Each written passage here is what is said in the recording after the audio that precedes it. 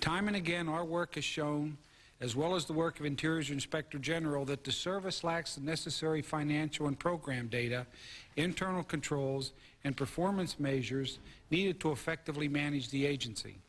For example, accompanying the growth in units and visitor use is a growing backlog or shortfall of deferred maintenance and reconstruction needs cited by park managers compared to the funds that are available to meet these needs. Estimates of the shortfall range from about $2 billion to over $4 billion and include everything from unmowed grass and peeling paint to collapsed structures and closed hiking trails. Some park managers report that the deterioration of some assets, including historical buildings, is so advanced that if not repaired or maintained soon, they may be lost for future generations. However, our work has raised questions concerning the validity of the data on which the estimates are based and the accountability for the funds appropriated. For example, employee housing needs are included in the backlog estimate. We could not, however, verify the accuracy of the Park Service's $546 million estimate for employee housing repair and replacement.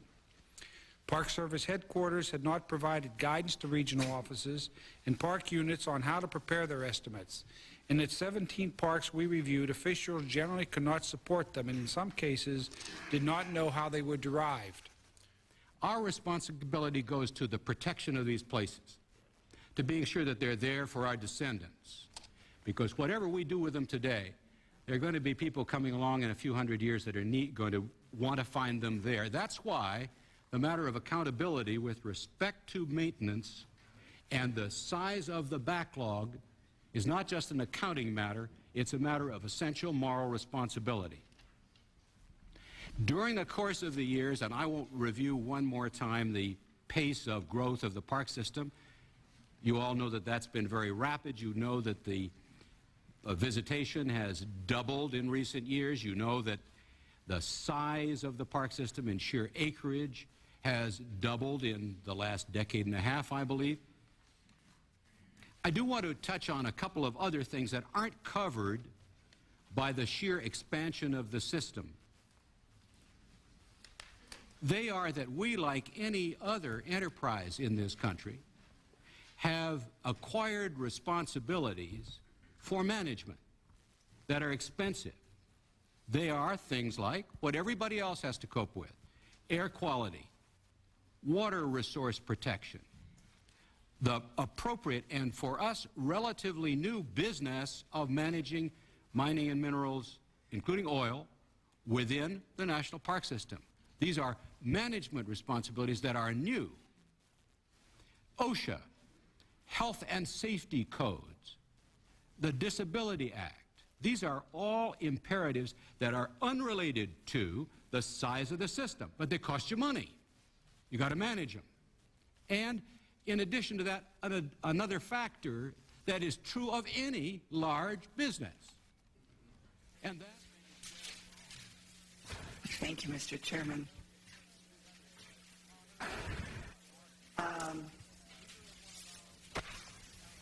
I don't quite know where to begin because I've got to say that with all due respect, this report that we have received from Mr.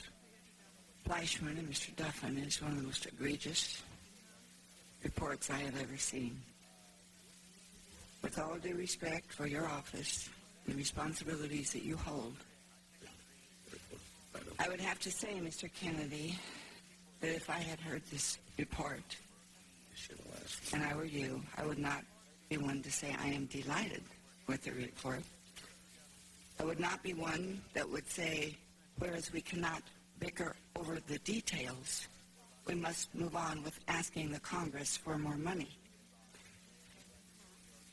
I would get about the business of making a report to the Congress and to the GAO that clearly lays out where your $6.6 billion assets are line by line. I want to see a line by line, part by part determination of where those assets are and how they're evaluated.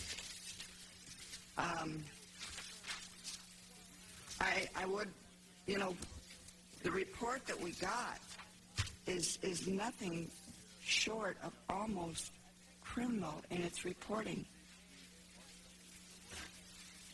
I mean, when we see a vacuum cleaner that was worth $150 being listed for over $800,000 and a dishwasher worth $350 that was listed for over $700,000 and a fire truck worth $133,000 that was listed for 1 penny. Do you see, sir, where our concern is?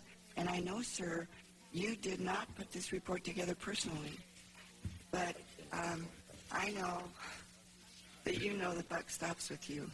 It does indeed, Ms. Chenoweth, and I do know where your concern comes from. Concern because in private business, if a report like this was given to a private business, the person making these kinds of accounting procedures and being responsible for them would either be fired or be behind bars.